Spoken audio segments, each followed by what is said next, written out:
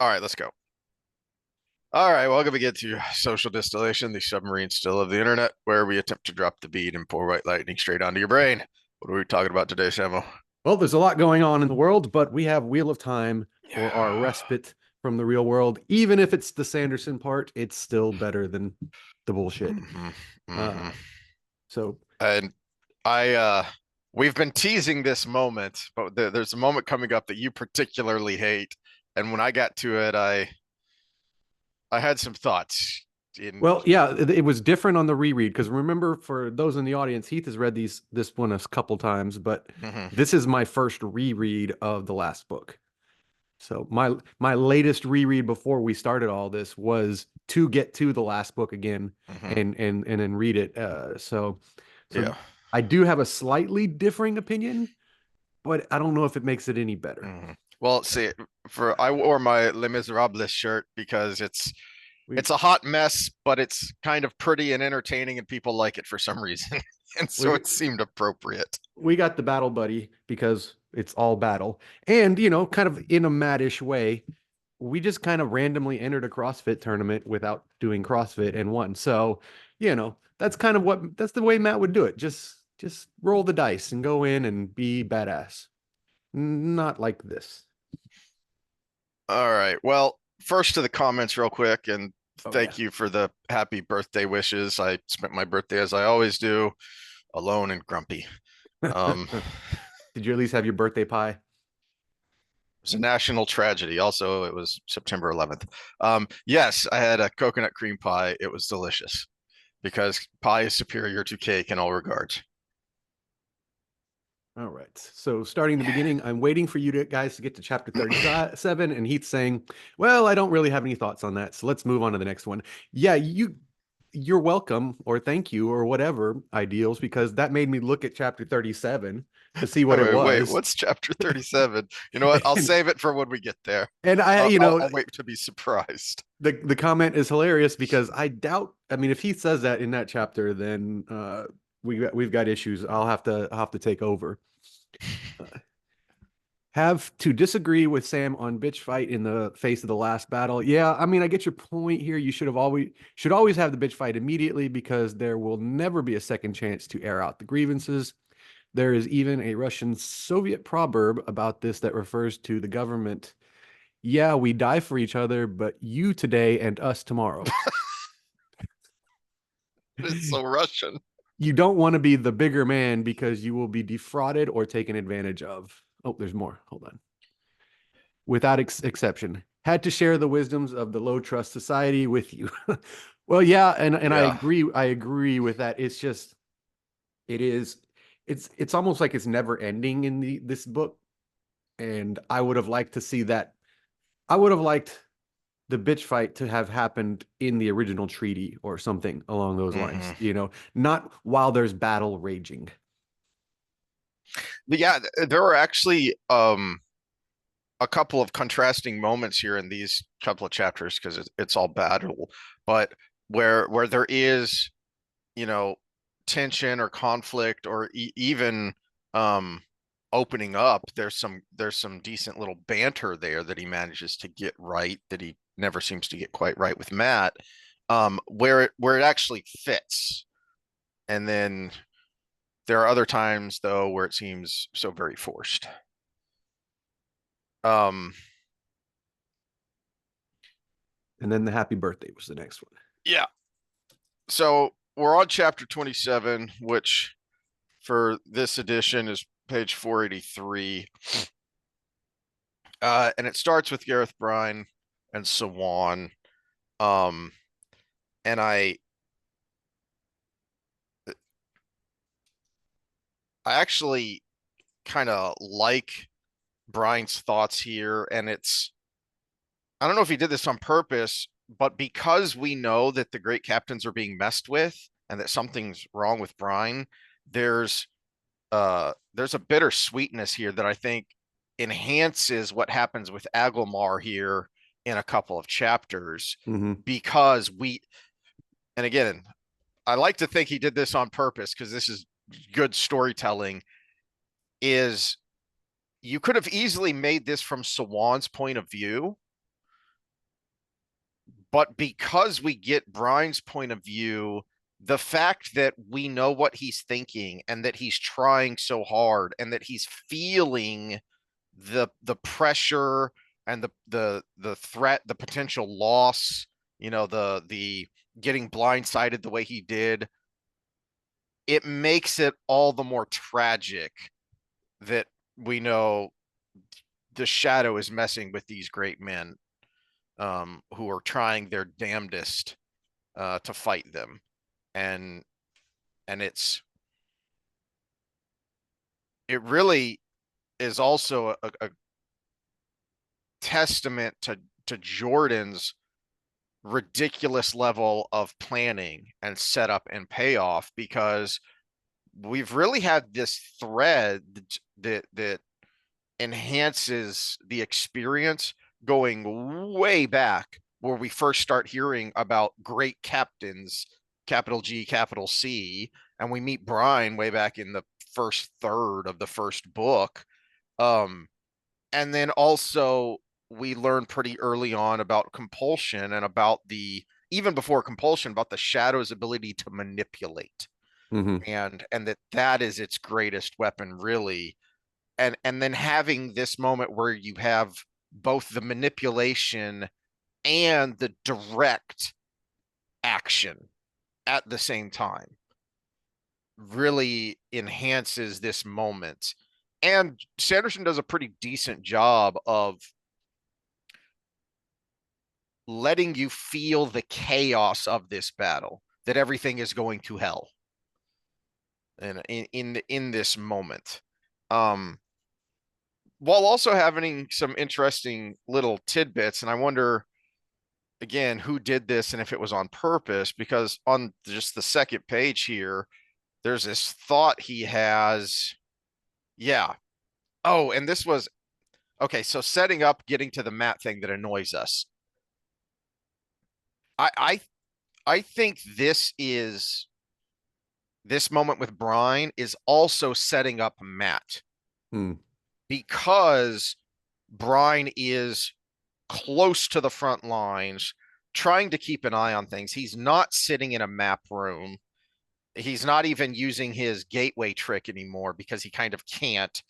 Uh, Well, let me pick one nit, and then I think I know where you're going with this. uh-huh. So I keep going on this, and I'm actually going to sound like I'm contradicting myself later when we get to land. But quit with the details in battle because you expose yourself.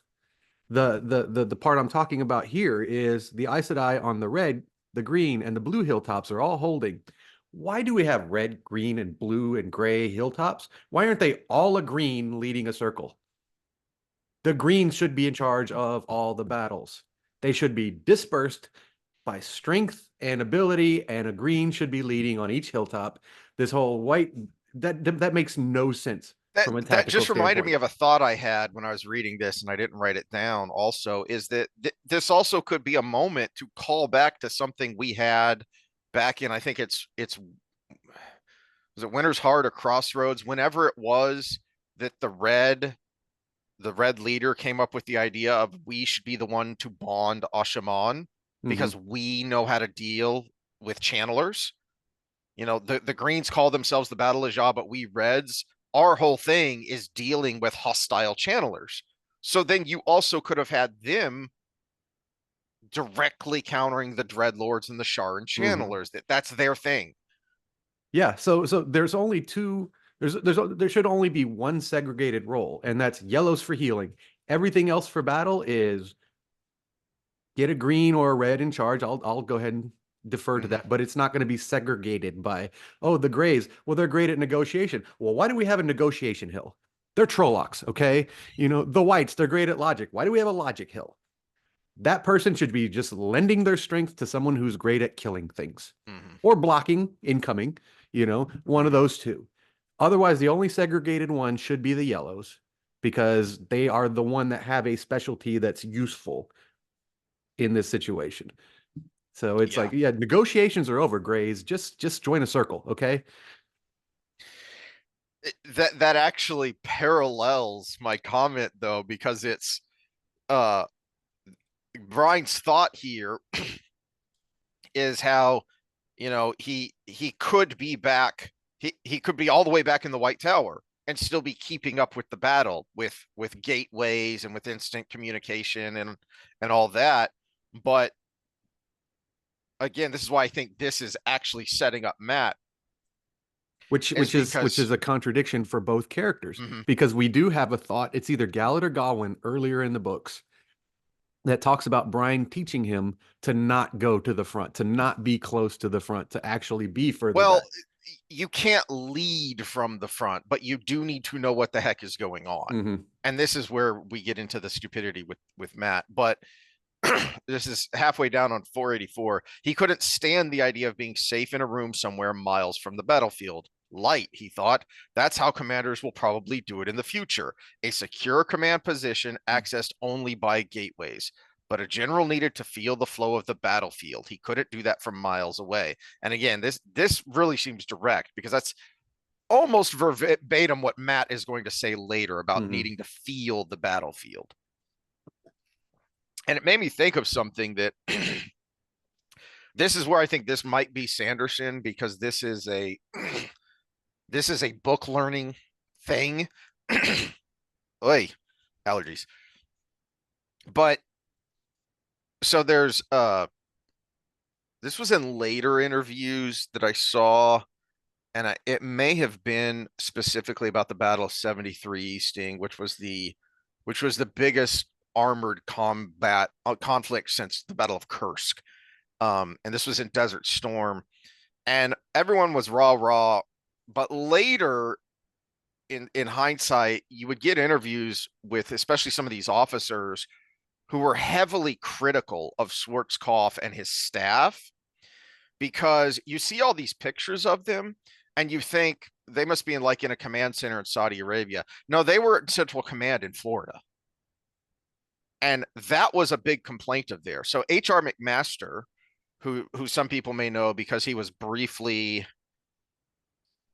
oh shoot, was he the head of the NSA under Trump? I don't remember, but a former general, and he goes way back because he was, I believe, a company commander, a captain in the Battle of 73 Easting in Desert Storm, and he and others made the comment that back in World War II, you had generals that would go to the front, so they knew what was going on. You didn't have to communicate up 11 chains, 11 rungs of the ladder to get to the guy in charge and let him know what's going on. He knew. And so their complaint basically was they weren't able to adjust the plan when it started to go way better than they expected. Also, there were some weather issues and whatnot, because they're 11 rungs up the ladder looking through a video screen, listening in on a radio back in Florida. And there wasn't someone on the ground that could say, oh, you know what? We need to do this instead. And you see this on the negative. Also, I was kind of surprised it made it into the movie because it was a big part of the book of Black Hawk Down, that for some inexplicable reason, you see the General Harrison is watching from video footage. This is pre-drone, but there was video footage from some of the orbiting Black Hawks. And when the convoy is trying to get out of Mogadishu after they get their prisoners, after the raid by the Delta guys, for some inexplicable reason, the way the chain of command had to go is that the guy that was in direct communication in a Black Hawk, looking down at the convoy, trying to tell him where to go, he had to get his orders from the people in the command center at the airport, and they would relay it to him, and then he would relay it to the convoy. And by the time it got to the convoy, the turn they were supposed to take is 3 turns back, because the person who could see what was going on was not allowed to direct what was going on. And that's why I think this is maybe a Sanderson thing, because that is a thing, but it is a book learning. It is something you could book learn rather than actually see. There are some things later that I think is more Jordan. Um, but then right after that, we on the next page we get a this is where I think the kind of the suddenness of death, the unexpectedness of it, where it comes out of nowhere. This is a moment where I think it's done well, which is poor Johnny, who we first Yeah, saw way back in book 5, I think it was, where was that how long ago it was that the girls run into Brine and that burn down his sounds barn. that sounds correct. Yeah. So way back in book 5, we first meet poor old Johnny, and now he's finally he dies off screen, and we have to hear about it and feel it through Brine. And to me, this is done well. Um, because it's we know who this guy is, even though we haven't seen him in a while. We got to like him a long time ago, and he has that connection to Brine, so feeling it through him lets it hit us with the suddenness that I think Jordan was trying to go for in moments like this. Well, Um, remember Joni, I say Joni because the single in, but the he remember he's one of the people that kind of convinced Brian to go on an adventure again because yeah, his yeah, thought here is true. consistent with that. He always wanted to fall in battle. He Hmm. he really Jordan made it really clear way back that he was not happy dying old and fat and alone, or not alone, but old and fat in his home. Hmm. He wanted to kind of go out with a bang. He and the veterans that rode with him when he went after them, they were all old veterans, and they had gotten bored and fidgety sitting at home. And then right after this, we get the moment that I kind of referenced, which is you accidentally get some good banter here. Um, I say accidentally. I feel like it's kind of accidental because there's so much going on. He doesn't have time to beat the dead horse like he does with Matt. So it's all pretty quick. That this is the kind of dark humor that, whether he knew it or not, that you get from veterans, even combat veterans. I've referenced this before, but it's on YouTube, The War Fighters from the History Channel, and I think it's the first episode. Uh, is Jocko, and I think this was before he got big, uh, talking about, I believe it was during the surge in Fallujah, and his SEAL team was assisting in this efforts to clear out Fallujah of some bad dudes. And there was a moment where they were taking heavy fire, so much so that it was not only flying through the windows but knocking chunks off the wall. And I don't remember if it was him or one of the other guys who was talking about looking over and seeing two dudes, one of whom was a big guy because he was their machine gunner, and then I think it was the chief petty officer of the team, are crammed into this corner trying to be as small as possible while bullets are whizzing by and chunks are flying off the wall, and they're just laughing hysterically because there's a dark humor to these two dudes trying to squeeze into a corner out of the bullets, and it's not funny, and yet in the moment it kind of is. There's something about human psychology, but I think the kind of people that would be in that situation in the first place, that would, make a snarky comment about, you want me to phrase it exactly like that, you do, and I'll throw you off a cliff and let what's her face practice those weaves on you. It's a nice moment, and it's again just further proof that Sanderson can do humorous banter. He can't do it with Matt because he doesn't understand Matt. Because this actually works, and it works doubly so because then this poor gal that we just met gets crushed by a falling Raken. It's like, Yeah. it's another great moment right on top of the poor Joni is dead, and then we meet this person who he does, an RJ level of making us immediately like this very minor character, and then kills her off. I was like, all in all, it's one of his better scenes. Um, and then we get to Min, and maybe it's later, but I said this before. I remember liking Min's scenes in this book of being one of the high points, I thought, of the last battle. Hmm. And maybe it's later when she's spending more time with Tuwan, because I kept waiting for her to, you know, I kept going, why did I like all these again? Because this first scene is okay, but mostly the thing I find interesting is Min's observations of what's going on here. So on page 48 and 49, when the Soldam is going to escort her, and she says a couple, our camp will be orderly. And a little later, she says, "Where is it?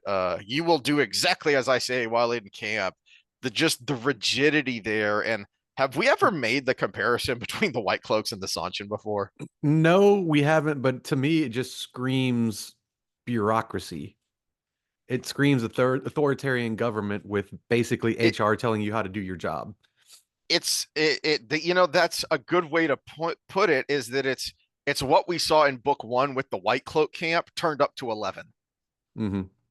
of they're so rigid, they're so orderly, but so much so that the guards are pacing past each other and they're not even looking around. They're not even noticing Nynaeve. It's just she's like, I could just stroll right through and they wouldn't even see me. Why am I even sneaking, these morons? And that's what the Sanchin are, but turned up to 11. Um, Well, which is, kind of we get a theme. I think it's also book 5. When do the girls get to Tanchico? Is that 4 uh, or 5? that's four. That's Cause 4. Okay. yeah, because Nynaeve and Elaine are going to Tanchico while everybody else is going to the Waste. Yeah, so one of the big themes that I don't think got fleshed out as we're ending here was this idea of the pattern and fate and the idea of need. Hmm, And that's why the Shanshin need Matt. Matt is the antidote to their rigidity. that's a good That's point. why the White Cloaks needed Galad, someone who actually was virtuous, not just self-righteous. So that there's that Hmm, theme of need, and I think Jordan was placing these people in specific situations, and I think kind of like fell off at some point, and I think I'm wanting to say it even kind of did during the Jordan books, the later ones, where I don't know if he was going to snap that back in or not, but yeah, the idea of need, you just look at personality types. yeah, That's why Matt needed to be here for Fate to survive, basically, because if the wheel is broken, yeah. Fate is dead. Right. There's an interesting thought that I hadn't considered before. I We've talked about it, but I was looking at it and talking about it more in the personal relationship with Matt needing Tawan and Tawan needing Matt, because they complement each other so much. And we talked about that a lot in Knife of Dreams, because that's, where their relationship ultimately climaxes. Well, no, that was actually this book. Giggity. Um, but there's an interesting thought to keep an eye on in later chapters when we do get to those points where Min is with Tawan and telling her what she sees, telling her visions and whatnot, because I do remember one of the things I like about those scenes is that Min is trying to explain to Tawan, it doesn't work that way. But Tawan is thinking, since I can see through you glimpses of the pattern, I can control the pattern. Hmm.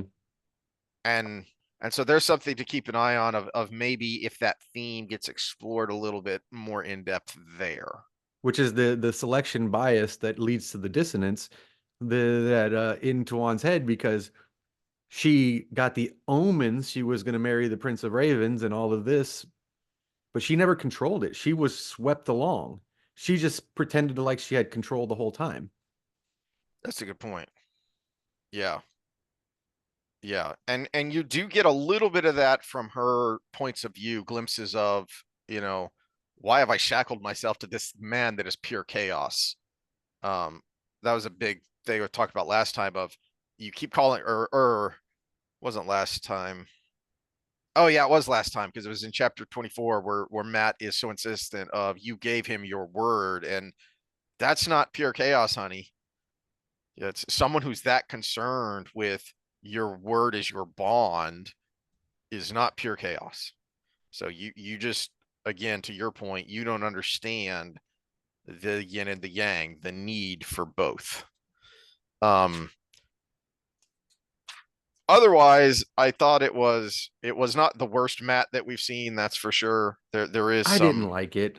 It ruined because I love Min so much and I love Yeah. Matt so much, and then you take two of my favorite characters and you make them do this stupid banter, which continues in the other chapter we Yep. have with them. Yep.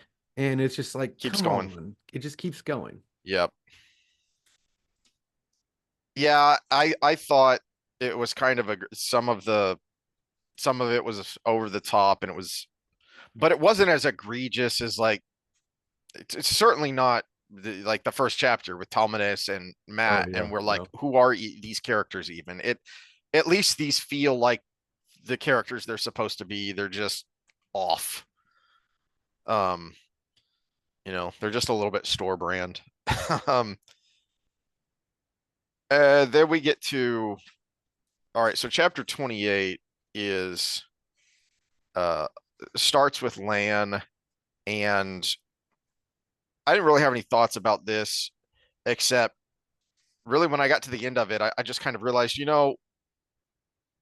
he really kind of nails Lan here. So it's a shame that the first couple of books, his arc is kind of a silly slog.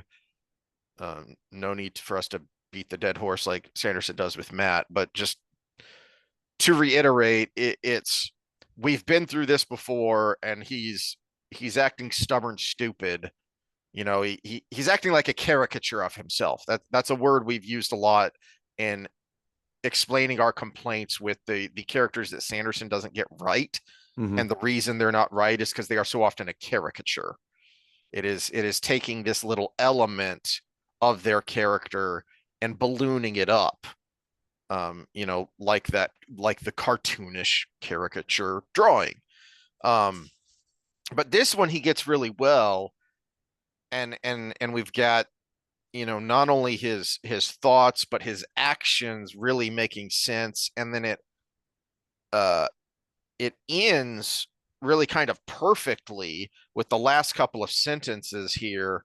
um Lan would consider the ramifications of what was happening only after he knew all the facts, only then. And it strikes me as a perfect Lan-ism of, yeah, this is Lan. This is exactly how he would act in an incredibly difficult situation. He doesn't want to believe that what is happening, but he's also not going to ignore it. Um, Yeah, and this is where I'm going to sound like I'm contradicting myself from my earlier comment about the over detailed battlefield stuff. I think all of the previous stuff and some of the later stuff where he's overly detailed takes away from this moment where it actually fit. mhm.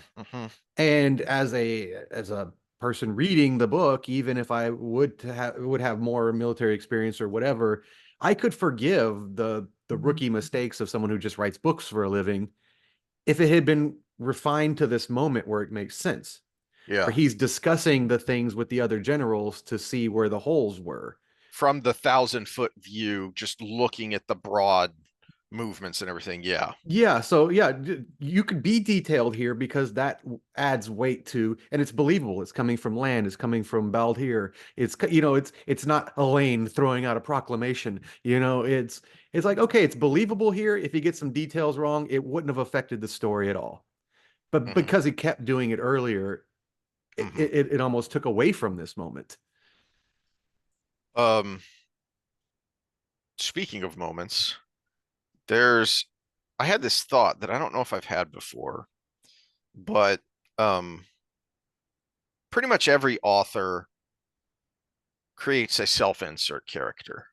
Hmm. Um, and you just hope that it's not. This is where the idea of the Mary Sue comes from, of why that is such a terrible character archetype, because that self-insert then becomes a power fantasy. And so you hope that the self-insert is more subtle and flows with the story. And I don't know if I've had this thought before, if we've talked about this, but this next scene with Loyal, it's a short scene, but the way he's thinking, it just kind of made me think, yeah, Loyal, the author, Loyal, the guy who's constantly scribbling notes, that on the surface, that seems like Robert Jordan. But in this moment, it made me think, actually, I think no, Loyal isn't the self-insert of Robert Jordan. I think Loyal is James Rigney. Because in this moment here, he has this thought as he's fighting and he's looking around, and where is it? Here, it's on page 500, I think. Men, fragile men, were dead all around his feet. Their loss of life pained him. Each one had been given such a short time to live. And it just kind of out of nowhere, I had this thought of, he's writing the last of these books in the early 2000s. And is this James Rigney, the two-tour combat vet from Vietnam, old man now, looking at the young men wearing the uniform he used to wear and falling in the global war on terror? And is this his kind of self-insert of what it Hmm. feels like to see these young men with their whole life ahead of them, and now they're snuffed out and not feeling like you can do anything about it, but feeling it so deeply, so personally? Wow, that deep thought took away from me wanting to bitch and moan about the cartoonish writing again. So I don't know. I can't follow up. I can't follow up with my comment on that because that's deep. Okay, I'm going to follow up anyways. Grabbing the freaking Trolloc by the scruff of the neck and just flinging him off with one hand. Sando, did you read book two? I was thinking that as I read that. Has anybody had a dog attack them? I've had a dog attack me. A dog is half my size. You don't just grab it by the scruff of the neck and fling it off. Mm-hmm.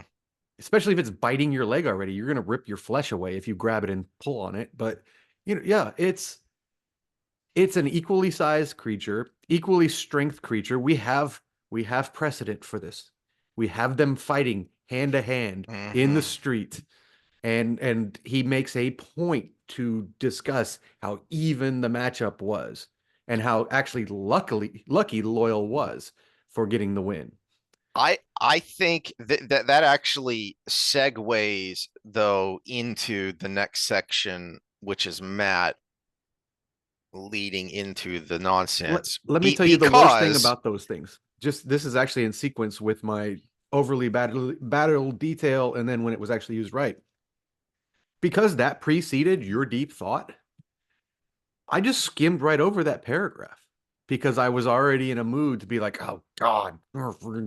see, but this is why I think, whether this was in the notes or whether this was Sanderson's idea of paying homage to James Rigney, recently deceased, hundreds of millions of people know him as Robert Jordan, and wanting to have a personal, or whether this was something from Jordan in the notes for this character.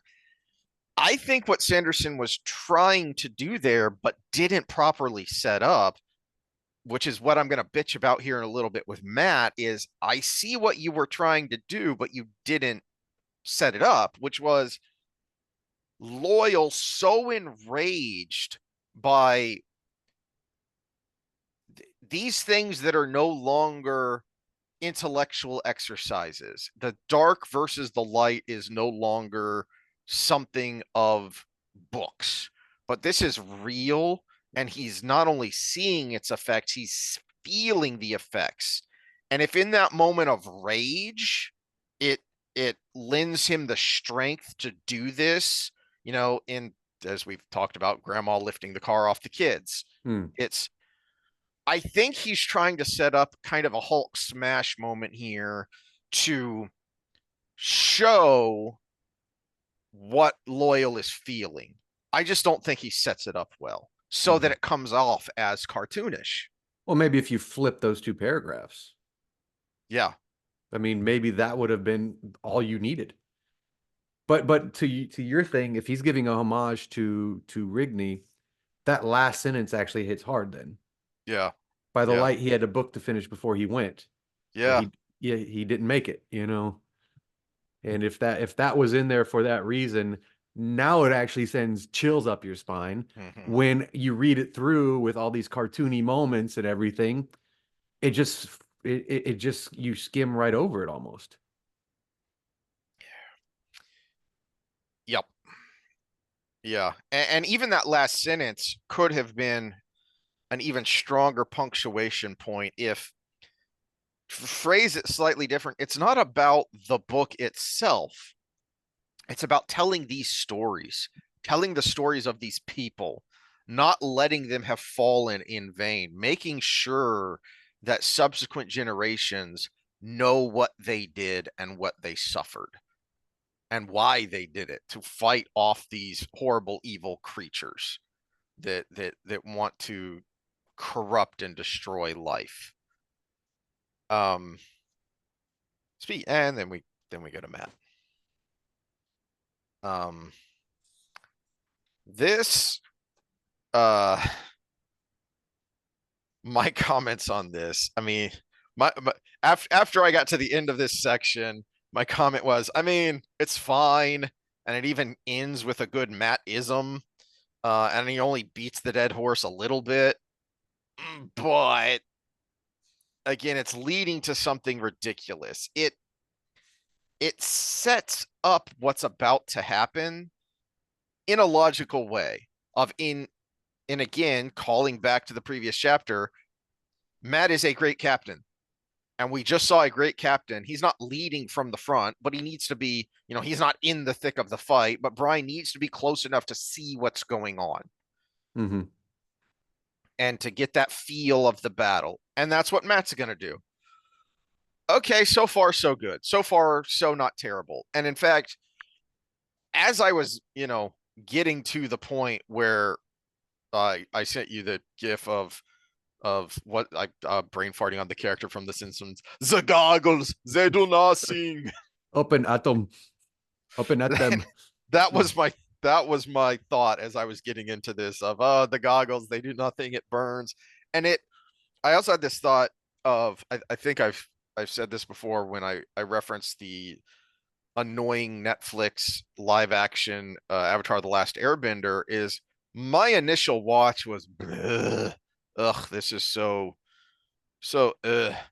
but then the more I talked about it with my son and daughter-in-law, who loved the original series and they had watched it, and the more we talked about it, the more we saw elements of what could have been good, elements of what could have elevated this to what I thought was a fantastic live action adaptation of which was One Piece, which, you know, even not having watched the show, I was pulled in. And I was like, this is great. There are characters here. They have arcs. They have motivations that make sense. That they have, relatability, even if there's not likability. And they couldn't do that with the live action Avatar, but there were all these moments where, if you would have taken this element that was a good idea and actually fleshed it out, expanded it, and then did away with the stupid, this would have been really good. And so the more I read these couple of chapters, knowing where it was going and being able to say, oh crap, I see what you're doing here. You just couldn't do it. I see what you were trying to do in setting up this moment for Matt. It just, again, it's a caricature. Mm-hmm.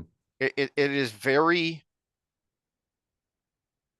you know what it felt like? It felt like, you know, sitting around the table at a D&D game that's pretty good and has its epic heroic moments, but that's not a story. That's Mm-hmm. that's not the kind of real world fiction that pulls you in. It's because that's the kind of thing that is supposed to be a power fantasy. It is you're not, I mean, practically every nerd I know, one of their first characters that they ever play when they start playing D&D is basically a clone of Aragorn or Legolas or Gimli. It's like those are your three archetypes. I guess I'm not everyone you've ever played with. Or maybe one of the hobbits if you're a goofball, like one of our mutual Yeah. friends. But those tend to be the first, especially when tend to, if you're like me, you tend to start young in like middle school, and so your palate is not very sophisticated. But again, that's not a story. That's why so many people who write their D&D games, they're just fanfics. But a couple of times there have been people with real talent that took those ideas and then transformed them into something with real depth, and either created, you know, uh, uh, uh, novels or a setting, or whatever, and you're like, and it is something that sucks you in because you're able to suspend your disbelief. And this is just paint by numbers. Hmm. Well, so on that point, you brought up live action Avatar. I'm going to bring up Amazon's version of this. It actually makes sense now because I actually think the writers read these books, but they liked the Sanderson version better. Mm, Because one of the things that you said was kind of meh, okay, in the thing was Matt and Min, yeah. the way they met and in the tower and everything. And now that I'm looking at this again and having just read it last night, Huh. this is the Matt and Min we get in the show. That's a good point. And you basically had the exact same visceral reaction to it. It was like, man, okay, not the worst. Okay, that wasn't half bad. And the banter is actually the same. Yeah. Just snarkiness at each other and just, you know, blah blah. Nothing memorable, but and I'm They, like, I bet you the yeah. writers liked this version of that better, and they wanted to just pull it and forward in the and story. and basically what we said when we reviewed that episode was, this is as close as we get to these two characters in the series. And yeah, this is about as close as we get to these two characters with Sanderson. So Hmm. ouch. Yeah, that's annoying. Yeah, too bad we don't get the same Uno. Speaking of Uno, on chapter 29 here at the opening, we get Egwene's point of view of this battle, and there's something confusing here that I'm I'm less interested in the answer to this, as into just point out this is one of Sanderson's problems with the way he writes action, is he tends to get things muddled up and it's not clear what's happening. So we see from Egwene's point of view a group of cavalry, actually two groups of cavalry, get ambushed and annihilated by Sharan forces. And when she's looking at it, she's thinking that is the elite cavalry that Brian created, that Joni was leading. And so I had this thought of, wait a minute, did we just go back in time and see his death before Brian gets the report that he's dead? Or is this actually Uno leading them, and Uno just returned to the horn? Har har, you stupid show, I hate you. I would say uh that the aftermath of that is Uno already because there's almost nothing left. She comments that basically just a few bodies get away.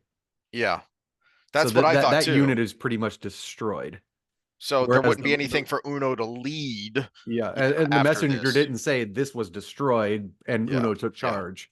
So I would say this is after and we just saw Uno die. So Return to the horn. Har har. I hate you, show. well, not only Um, that, but they had like that was one of the worst actors in the whole series. Mm.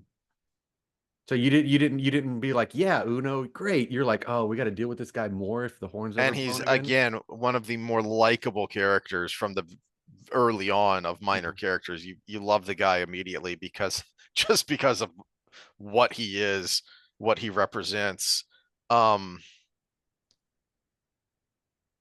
anyway, yeah, so muddledness and on page 506 here, so the second page of chapter 29, um Egwene has this thought that I think really stands out to me because yeah, actually this is true, and this is something that um veterans ad nauseum, you can go back to ancient times where you have accounts of battles, firsthand accounts of battles, and it do be like this, except Sanderson tells us here what Jordan was able to show us very well in book 5 and book 8 especially, which was so down the page here, it shook her. At times, the army seemed to move at the turgid pace of enormous ships at dock. And we were just out fishing. And if you've ever seen these ludicrously ginormous cruise ships moving, when they're moving into or out of the dock, they're not moving fast. Mm-mm. For good reason, because F equals MA. And even though the A is tiny, there's a big M that's going to F you up if it runs into you. So they're moving very gingerly. And then, in an instant, everything would burst and entire banners would have perished. And that is, the hurry up and wait mentality. And it is especially true when you read accounts of dogfights, especially in World War II, where the dogfights would be so intense and you'd have hundreds of airplanes in the air, and yet for days these guys will be sitting around doing nothing, Mm-hmm. and then all of a sudden it's 8 minutes of pure terror. And that was about it, because between the fuel you're burning when you're at max throttle, and that was one of the things that Dunkirk did really well in those scenes with Hardy in the plane, is counting down his ammunition, because counting the seconds, because you only have so many seconds of ammunition. And so, and then it's all over, and oh my gosh, am I still alive? Okay, good. uh but Sanderson kind of had to tell us that anyway.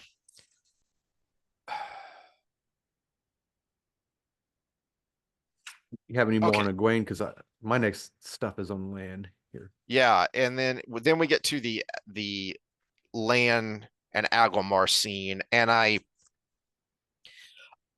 like that Lan is the one to figure this out, because it makes sense.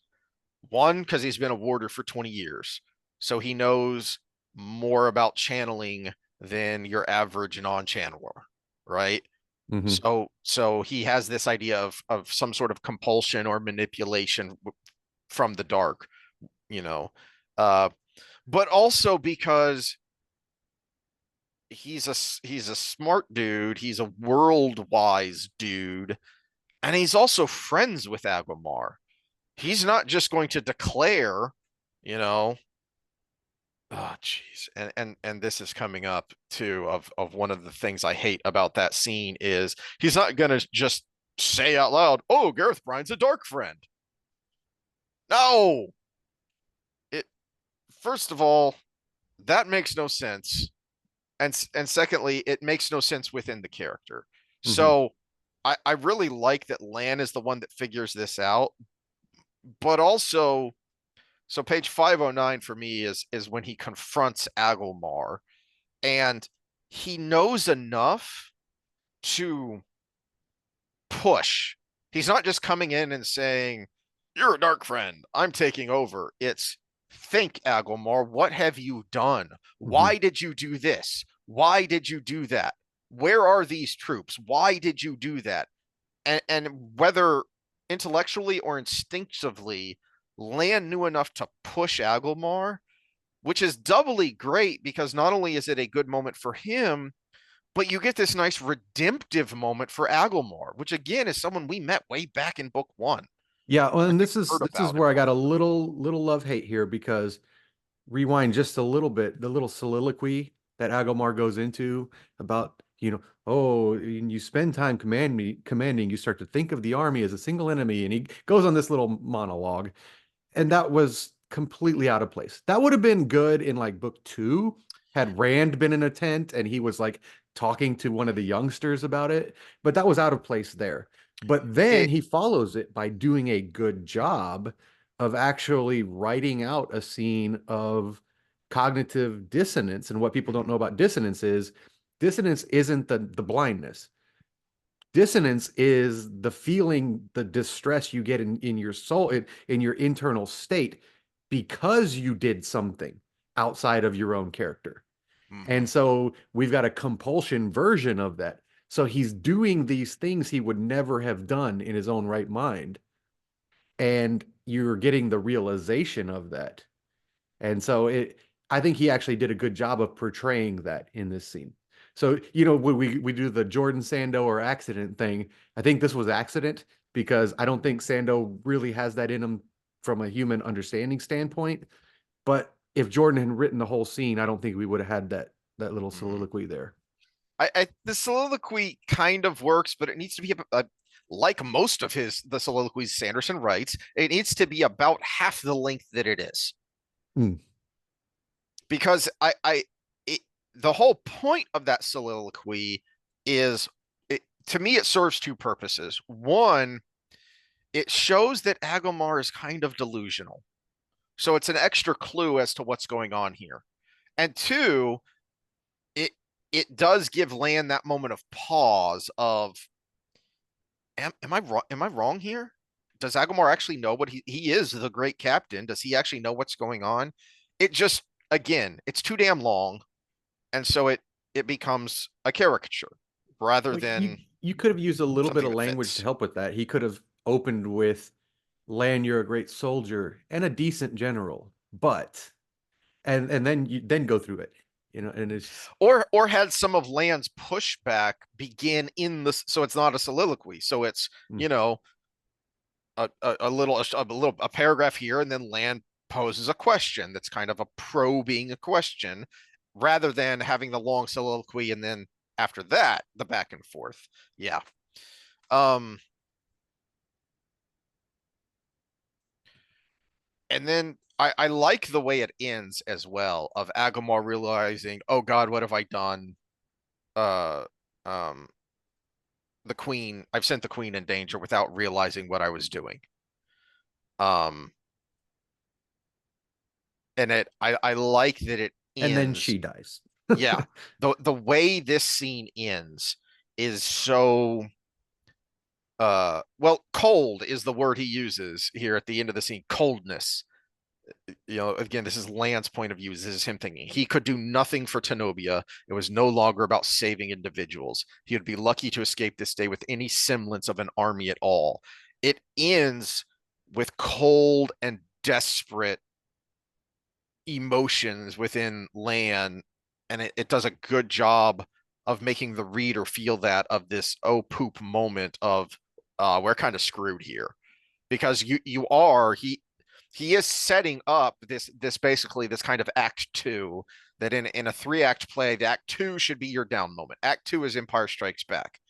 Everything seems lost right before the beginning of Return of the Jedi, and Luke is a Jedi Knight, and he's come to save Han, and then they you know they go on for their to the final fight, and so he's having to put things in their darkest moment right before Matt takes over and leads them to victory.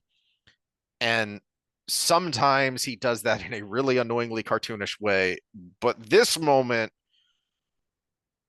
feels natural. It flows within the story, and it really puts you in a very low moment, knowing that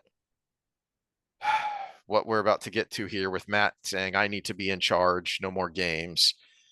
It's just a damn shame that the payoff didn't really pay off. Mm-hmm. Okay, well, so the plus side about the reread is as you mentioned earlier with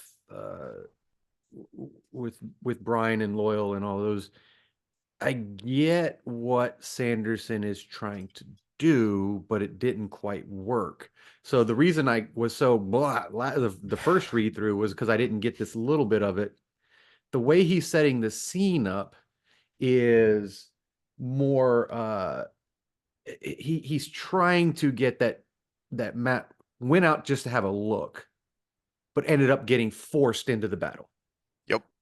And you know, so he is kind of doing that with Ty Lee being just sitting there on her thumbs, uh, but it's the follow up to it.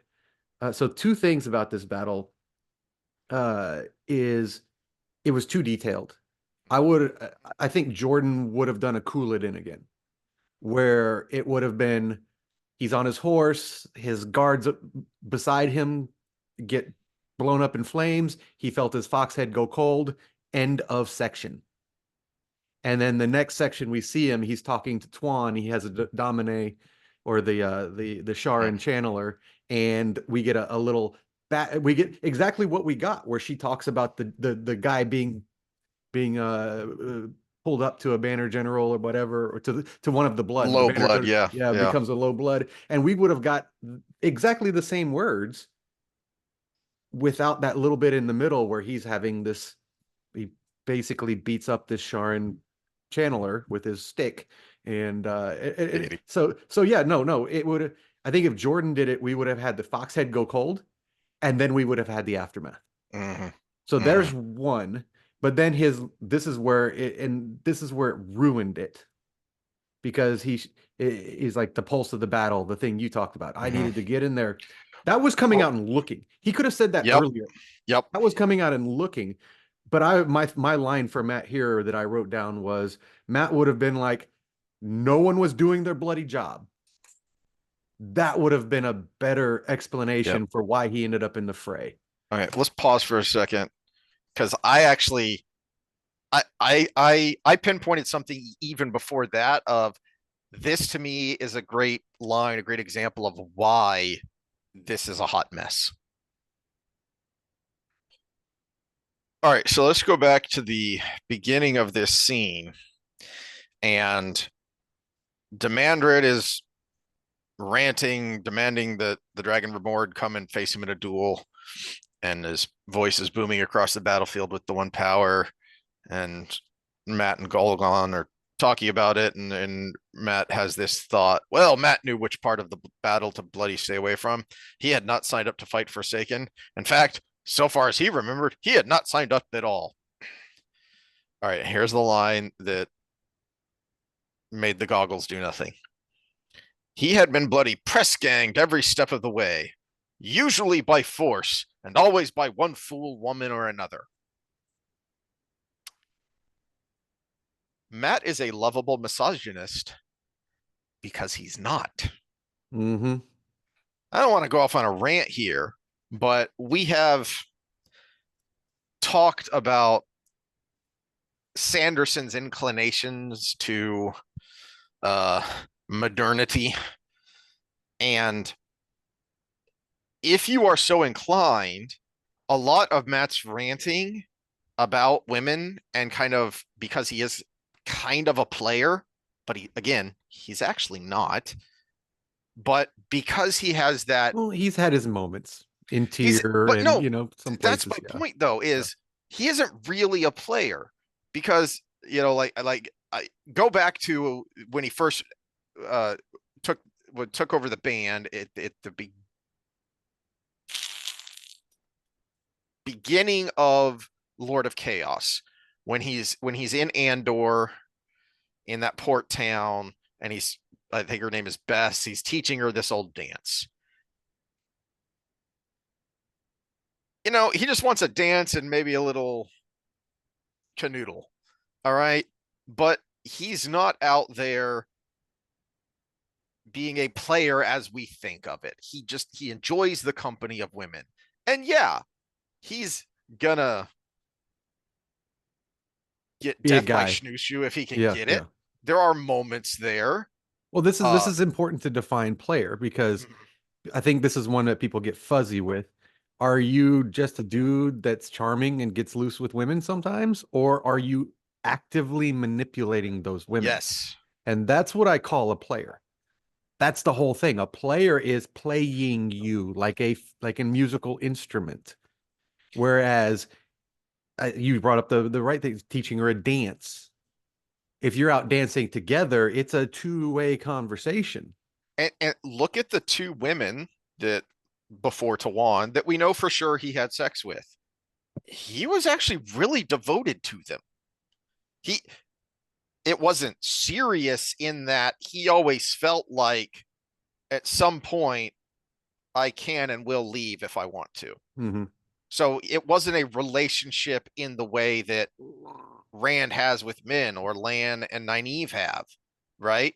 It, but it was still a relationship. It was still monogamous and pretty serious, and he I was think pretty devoted to I them. think the best insights into his personality when it comes to relationship is when he was with Melindra. Mm, Because, Tylan, yeah, he did have those feelings inside where he's like, oh, I'll get it. I kind of like this. But he was still kind of forced in that situation to be that way. He just didn't fight very hard. mm-hmm, Melindra, he was actually actively engaging in relationship with her. They met up, they got along, and they started sleeping in the same tent pretty much. That, pretty natural, especially when, you're in a situation where death can be, the next day at any time, which is something that we don't, I guess, talk about enough with situational romance. Oh, that's improper. But if you kind of take yourself out of the mold of I'm in the suburbs now and I have to think about 40 years from now what things are going to be, and you're in a camp with an army that just so happens to be co-ed, and you keep getting attacked by Trollocs and Darkhounds all the time, that kind of thing, you might actually make different decisions. mm-hmm.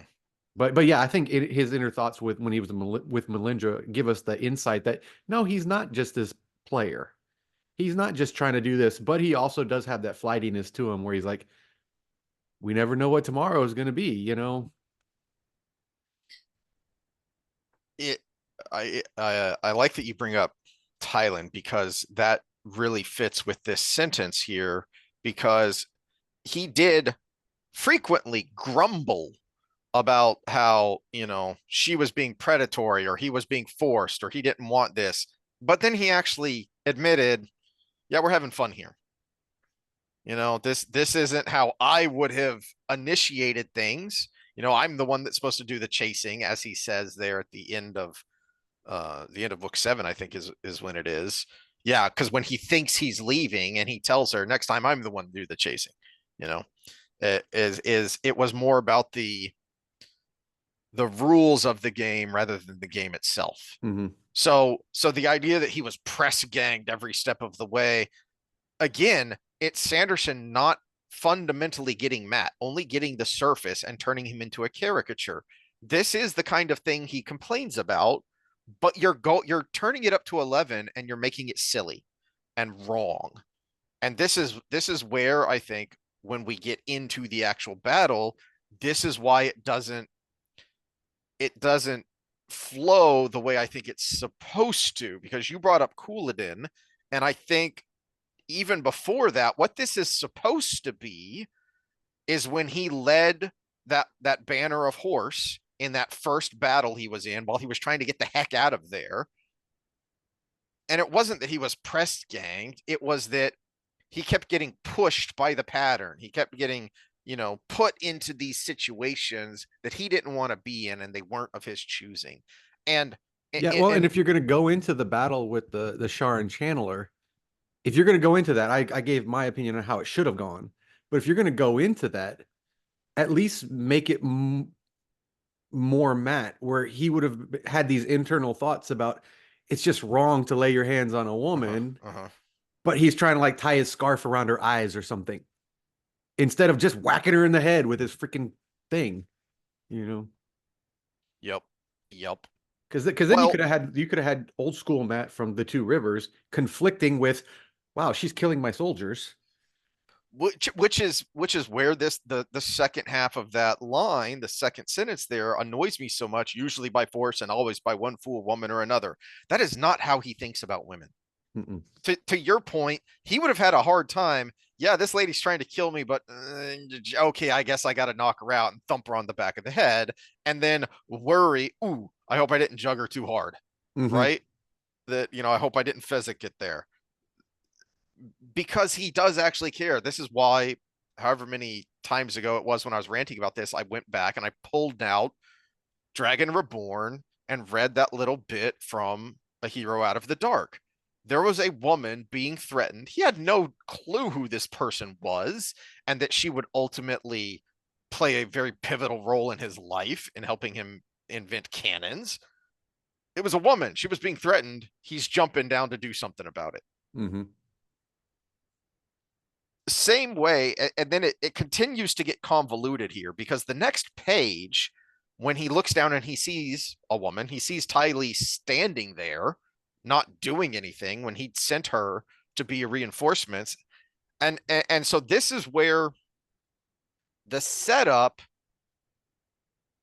works, it's just not executed, so the payoff is ridiculous. Because hold on, give me 5 minutes here, because he doesn't want Tawan getting any closer, obviously, but he's got to go figure out what's going on here. So he rides down to Ty Lee to say, what the heck is going on? I sent you here to help, and you're just standing here like you're at a parade. And then she goes off on her rant about, we were told to sit, under no circumstances move. We stay here. And Matt's looking around going, that doesn't make any sense. But Sanderson is already losing the plot here, because it's already starts to become nonsensical, because on the next page, after after Ty Lee tells him what General Brine told her to do, there's this line in the middle of page 513 that is just cataclysmically stupid. To your point about uh the way Sanderson writes battles, and he sometimes writes himself into a hole because he's trying too hard. And I think you get the same thing here, where he's trying too hard to have this moment that he forces it, and he says something here that makes no sense whatsoever. Matt had been too caught up with Ty Lee to see the state of affairs across the water, but now he gave the field a wide sweep with his eye. Are you freaking kidding me? He was just up on the high ground. Mm-hmm. The whole reason he came here and the whole reason he went up on that high ground was to get a better view. And he did look at the ford as well as looking over the battle as a whole.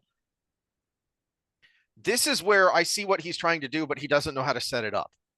Because Matt absolutely should have known. He should have gone down there to say, why aren't you here? You should be attacking across the ford because it's about to get overrun. Mm-hmm. That's why he should have come down here, because he should have seen that. He should have seen the immediate danger. And then because he does it, Sanderson doesn't get Matt, and he only gets this superficial level. This is where then when you turn the page, and I'm thinking, it's actually not as bad as I remembered, because this is where it really seemed just obvious to me that he's trying to copy book 5.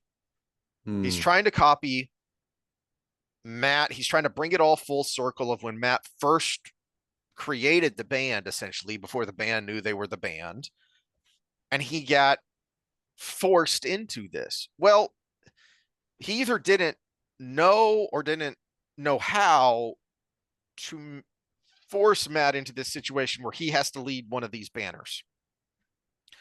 I don't know how you do that believably, because I mean, the whole reason it happened in book 5 was, yeah, I don't trust that guy, so I'll go if you lead that other banner. Well, what he could have done is, because he knows Ty Lee, he knows her banner generals, or officers. He could have said, "Okay, Ty Lee, you do this. So and so, you do this. Wait, where's blah blah blah?" and she could have been like, he fell yesterday, Hmm. that kind of thing. And okay, well, I got this. Leave me alone. You know, Okay. Yeah. Okay. Yeah. Then I'll lead it. Yeah. yeah. And then, no, sir, you shouldn't do that. Someone who someone's got to do it. I'm going to do it. Okay. Well, at least let me give you some armor, Hmm. right? Or Yeah, that was a halfway decent moment. Hey, yeah. that could be where the armor came from, is that he's either dead or severely wounded somehow. He got too close to the front trying to scout things out and got hit with a fireball or whatever. Hmm. And then, okay, well, now here's your armor and you're in charge of this banner because the guy who was in charge is dead, and the second in command doesn't have the experience to pull off what this maneuver that Matt is trying to pull off. And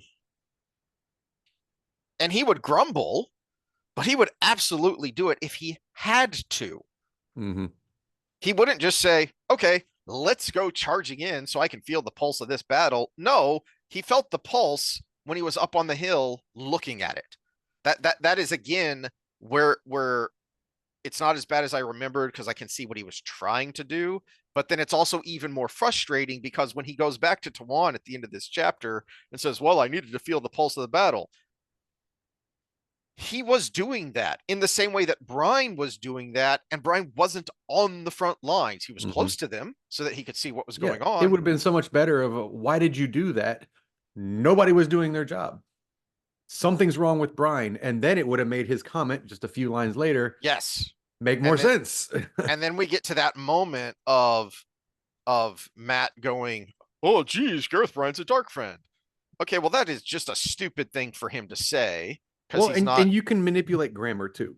So Yeah. punctuation. Yeah, technically this is correct grammar, but you don't read it that way the way it's written. You go, huh, Gareth Bryan's a dark friend, instead of, huh, Gareth Bryan's a dark friend, which is how it would come out, if you're in that situation. Put a couple periods in there. It I, doesn't have to be perfect grammar. Give us that feeling. We got to feel the yeah. words. I think it is Sanderson's. Frequently, we've kind of ranted about this. He wants to have these dun dun dun moments, like But when it would Tawan, have been or more done, done, done. like Had when you, Min got tackled by the Death Watch guard because she said someone's gonna kill her. And it didn't make any sense, for one, for Min to be so. I mean, this is Min. She's born on the streets, basically. So for her to accidentally say it so loud it was overheard doesn't make any sense. And what she said, for that to immediately lead to the Death Watch guard tackling her, Mhm. also doesn't make any sense. But Sanderson wanted that moment. He wanted that big dramatic moment, and it was forced. It didn't work. And you Same still could here. have had it. Huh. Could Gareth Bryan be a dark friend? Yeah. You could have made it a question. And Yeah. then, men being like, what? Hmm. I mean, none of this makes sense. Now, this was one Yeah. step away from being, yeah, that is actually more Matt. He would have phrased it in a question because he would have Oh, been trying to figure it out in his own head. yeah. Yeah. Actually, right before we get there, I think this puts a period on why this whole scene is a mess and doesn't work with what I think was trying to happen here, which was, again, full circle back to book 5. Is there's this line on page 514, um after after he leads the charge, and then uh where is it? No, it's 515. Here we go. uh so then, as things start to become a big fur ball, a big bar fight, he has this. Yes, at the very bottom of 515, Matt found himself washed into the thick of the fray. He wasn't washed in, he charged in, you dingleberry. Hmm. You're the one who wrote that he charged in headfirst willingly. He Yeah, but wasn't he's washed trying to into the thick of the stick with fray. that. He's very clumsily trying to stick with Yeah. the Yep. Matt doesn't do that, but then he just made him do that. So Yep. now it just comes off, you know. Yeah. Yeah. All right. Well, that is the seed we have not been looking forward to, but I don't know if it's not as bad as we remembered, or if it's because we have been bludgeoning the mat scenes for so long. I mean, because we're just past the halfway point here that we finally got to it. That we've already bludgeoned the matness so much that it doesn't have the impact, or if it's partly again because hey, I don't know that I had this thought before of, oh, he is purposely trying to copy book five. He's trying to bring this back full circle to when Matt first became a general to when Matt now becomes the general. Which makes it extra egregious because he had a blueprint from book Yeah, five. yeah, The medallion went cold. End. yeah. I'm trying to get away from battle. End. Later, you gained much G by killing Cooladin. Well, and Yeah. before that, I'm just trying to get out of here. I'm just delivering orders. Okay, but I'm not going to do the thing you said to do if you don't lead that other group. Crap. And you have that great moment in Matt's head when that Karhinen uh tells him that, and Matt's thinking, I could just leave. This isn't my fight. But I already told those guys to go. They're already going. If the cavalry doesn't show up, then those pike are going to get slaughtered. I can't do that because I'm the one who told them to go ahead. Well, and not only that, Jordan set it up by making you already like Darid, Jared, yeah, yeah, the Pike leader. So it's hmm, like not only do you yeah. have him just saving people, you have him saving somebody that was already fleshed out a little bit very Oh, geez, quickly. that's a oh, the muddiness of the battle and his ability to make a mess. There's your connection. He leads that banner into the thick of things because he sees what's left of the heavy cavalry trying to get back, and he knows Uno. There you Uno's go. Uno's trying to lead the survivors back, and Matt having this connection, having, hey, wait, I remember that guy, and that's one of my real memories that I still have left. Yeah, he I fought can't let behind him me as die one up of the there. heroes for the Horn. Ah, shut up. Oh. You know what? So confirm or deny this here, isomorphic. Have you watched the show? I don't think you've No. commented on it. I know Scott's commented plenty, but I don't think isomorphic has. I mean, if you want, to feel what it's like to have, acid thrown in your eyes, then go for it. But The we goggles do have to not see. because we're professionals. Yeah. Ugh. On to Uh, Perrin. On to Perrin. yeah. This is a little better. Yeah. Um, this is so it starts with Perrin, and you have a good scene here of Perrin. Now it's Perrin's turn to kind of figure out what's going on, but he figures it out from the other side because he had the clue from Lanfear and has been following Grendel around. Um, you've got a good scene, you've got good Perrin, you got bonus Elias, which I love he pulls a Quigley down under of, if you haven't seen that movie and don't get that reference, you need to go watch it because it's a great movie. Of Yeah, I didn't say I never come here. I just said I avoid it. I didn't say I don't know how to come here. I just said I avoid it because it's dangerous. And then it's, oh crap, that's Longtooth. Um, so it's all good. However, I do feel like these parent scenes end up taking up too much time. Hmm. Either and it's not necessarily that, like a lot of his scenes that I think take up too much time because they needed to be edited down. Parent scenes don't usually strike me as this is taking too long, more that it's taking up a, a disproportionate amount of screen time when we need to be seeing other people and other things that are going on. And in a lot of ways, it's kind of my complaint about Androl in The Towers of Midnight is, yeah, I don't like that we have this brand new character comes out of nowhere who is so pivotally important to the Black Tower storyline. But beyond that, it's just that this new guy who comes out of nowhere takes up a lot of screen time in a very important book as we're getting near the end. And I kind of want to know what's going on with these other people that I already know and like. Hmm. And to that point, this parent section really takes up a lot of time when we kind of need to see what's going on elsewhere. Um, Well, yeah, and one of the reasons it takes up a lot of time, we talk about slogs, but this is like a different kind of slog. There's so much screen time here taken up with, and he showed up again and he got away. And he showed up again and he got away. And she that's a showed good up again point. and she got away. Yeah. It's like a kind of a repetitive motion. Uh, Whereas Jordan would usually do something like that if we would come back to someone and they would think about, this back and forth that has been going on, Mhm.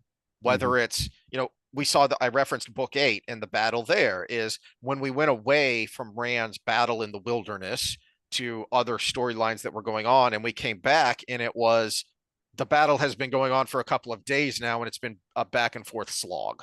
As a Russian, you probably watch MMA isomorphic.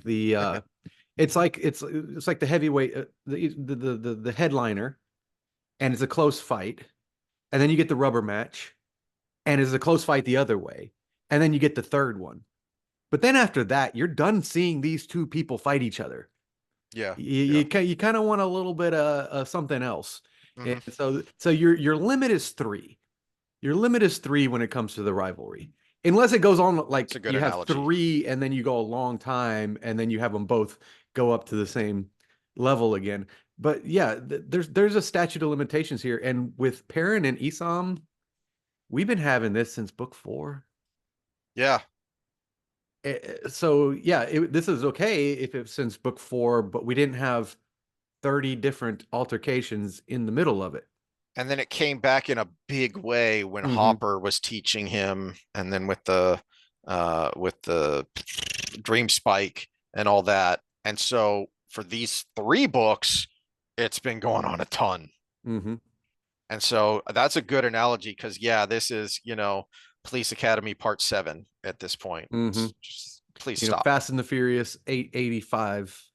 It's about Yeah. family. What was the in Back to the Future 2? What was the joke of Jaws? What was it like? Jaws 12 or something?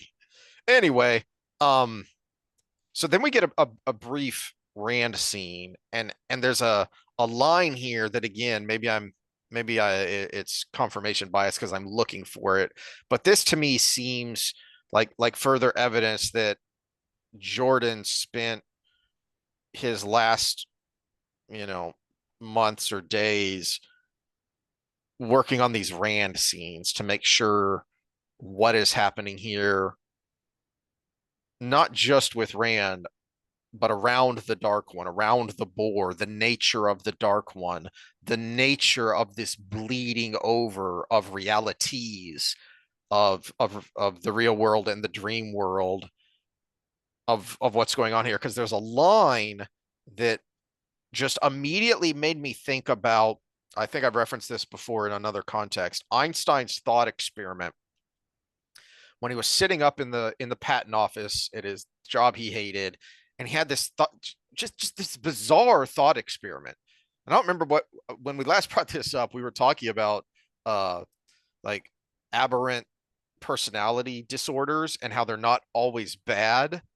And I don't remember what we were talking about specifically that made me bring up Einstein. Of this is someone whose brain does not work normally. Hmm. He's sitting in the patent office. He's looking out the window and he's looking at the giant clock tower of wherever it was that he was, and he just has this daydream about what would happen if I started running towards the clock faster and faster and faster until I approach the speed of light.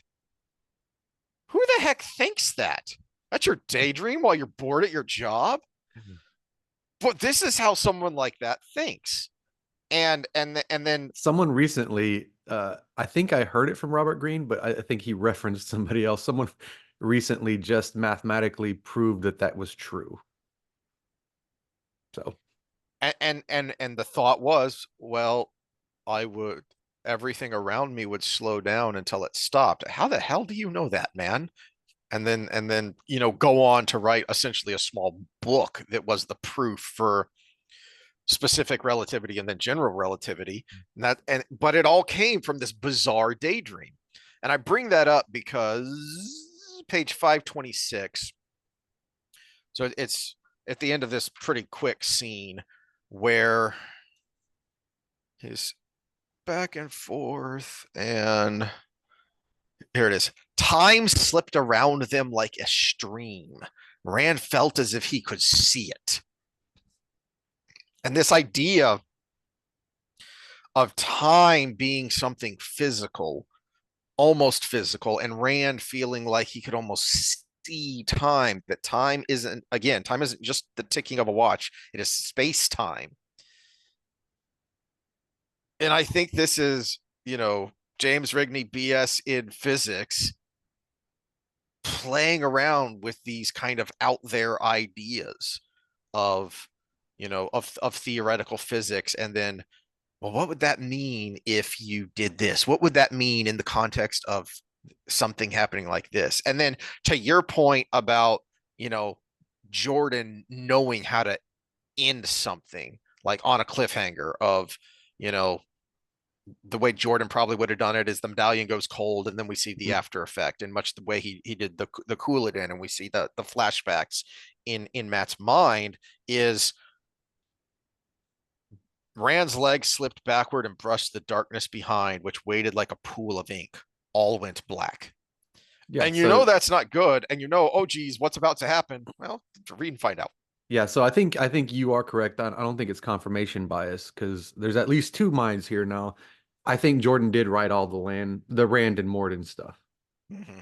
because this just oozes of his style, and we see it in contrast. We see it in contrast from page to page with Perrin Yes. and Matt and And everything. I've said before, economy of words, that Jordan Jordan didn't beat around the bush because he didn't need to, because he was really able to convey a point and a thought and an image in a fairly concise way. That's why the books are so expansive. One of the reasons the books are so expansive is because they can be, because he can tell you a lot of story in, yeah, it's 14 books and they're all freaking, 600 to 800 pages long, and yet think about how much story there is. Think about how much ground he covers because he's got a good economy of words, as contrasted to the next couple of scenes, which it's not terrible in that Elaine isn't Elaining it up,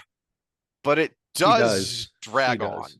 And this actually Well, goes back to the bitch fight thing too, because actually, no, no. There's this moment though where in her head she's snapping at Logain, and she has this thought where she tells herself, "Stop it." I'm like, yeah, I wait, guess that what? did make it a little better, but her thoughts before that Yes. were what was Logain shouldn't be giving orders to me. And I'm Mm-hmm. like, that's the vibe. So it wasn't that they were getting stuff out earlier, that yeah, you're right, isomorphic, that Yeah. is something you need to do, but it's the fact that the underlying mental processes that are going on in that moment are like, I'm the top. I'm the one that Yeah. everybody should listen to. It's that mental that boss bitch mentality that just goes into the whole thing. And I think Sanderson writes that in spades Yeah. because I think, like you said, he's a little bit more modern audience oriented. And the boss bitchiness from Elaine would have been so much easier to stomach, and also made her a better character if we would have had just some more of these moments of self-reflection of, oh geez, I did it again, of, I I was too harsh there, I shouldn't have done that, of, what, that I could have done that better, just a few moments of self-reflection so that she's more understandable and more likable, and yet still flawed in that she is this arrogant queen bee. And then, again, this is back to nitpicking with Jordan, because that's how she was in the last several books that he wrote. She becomes, really, starting with Path of Daggers, I would say, the end of that kind of story arc of her and Nynaeve together as they go to Andor, and it becomes the Queen arc. She becomes less and less and less and less likable, and also frustratingly, in a lot of ways less competent because she's Mhm. being such a queen bee. That it leads her to do, I keep bringing it up because it's such an egregious thing. And it was Jordan wrote it, is the way she acts when she goes after this Black Ajah cell and the ramifications of it, the consequences of it. You know, the many, many people that died because of her brazen, arrogant actions. And there's no self-reflection. Mhm. That's why that line jumped out at me so much is, oh my gosh, self-reflection from Elaine? Where has this been? We haven't seen this in about 6 books, which actually, yeah, I think no, 7, because it's A Crown of Swords. It's book 7 when she apologizes to Matt Mhm. because the golem almost kills her. So it's been 7 books since we've had any meaningful self-reflection from Elaine. All right, well that's all I've got. It's nice to end bashing someone other than Egwene for a chance, or Matt. Well, I'm gonna do one more Sando bash here with Androl Mm. because he can't help himself. He gives this stupid little speech before he opens the gateway. 3,000 Yeah, years ago, the Lord Dragon created Dragonmount to hide his shame. His rage burns hot. Today I bring it to you, your majesty. When he could have just been like, watch this. he doesn't really seem like a speech guy, does he? No, he's not Either a speech guy, and Sando can't write look, speeches. look at him back in the Black Tower when other people, the especially the youngsters, they look to him as a leader, but he's a quiet leader. Mm-hmm. He's not Logain. He's, hey guys, come on, huddle up here. Let's you know let's have a chat. Well, Let's think this through. I did make a little note to a little paradox here that I originally just kind of fell into your explaining of how you think it's good, but then it just kind of came to the forefront here. Androl's ability with the gateways. Hmm. He has a very specialized ability, and you explained it away as of, oh, it makes sense because he travels and da da da. Da. Androl's an everyman. He's a jack of all trades. He's a master of none, but yet in the use of the power, he is a one-trick pony. Hmm. So it's actually contradictory to his Good personality. point. And if Yeah. you were to link personality to what you could do ability wise, which we do see physically in real life, if you were to link that to your status with the power, like Egwene is very much, she is very earthy. She is a grasp it kind of person. Hmm. It can either erupt or it can be stable, that kind of thing.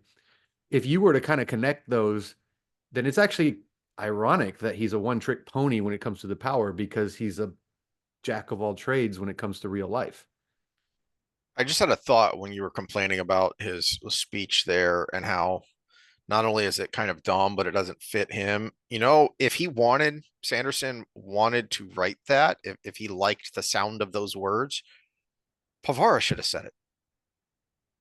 She would be more versed in that. Yeah. Because she would be more versed in that. That is the kind of thing an Aes Sedai might say, but also because it would be another little nugget for Elaine to look at and go, what is going on with those two? Mm-hmm. Because because they basically have a mind link. So she is voicing what Androl is thinking, but we don't see it from their point of view as we've seen it before. We see it from someone else's point of view, and we have to infer, oh, Pavara is voicing what Androl is thinking because that is something he might think, but that isn't really something that he would say out loud. Mm-mm.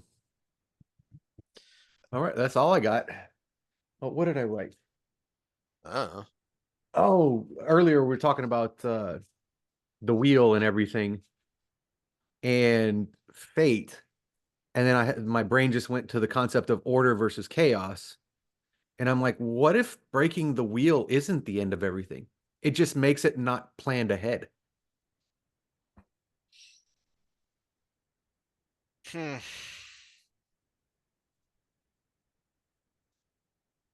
That's a good point because we have only the Dark One's proclamation that if it breaks the wheel, it gets to remake the universe in its own image.